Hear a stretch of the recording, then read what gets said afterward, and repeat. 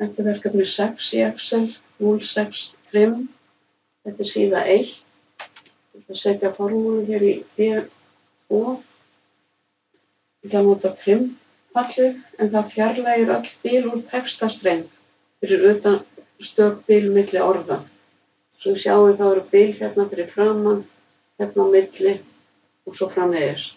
Þannig að formúlan er sama sem, ég skrifi bara trim, opni sviga, smelli hér í og loki sviga. Ég ætla að ýta á Ctrl og Enter.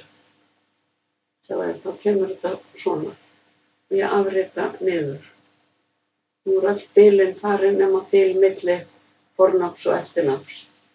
Og ég ætla að gera það sama hér, sama sem, trim, opna sviga, smelli hér í og loka sviga, Ctrl og Enter.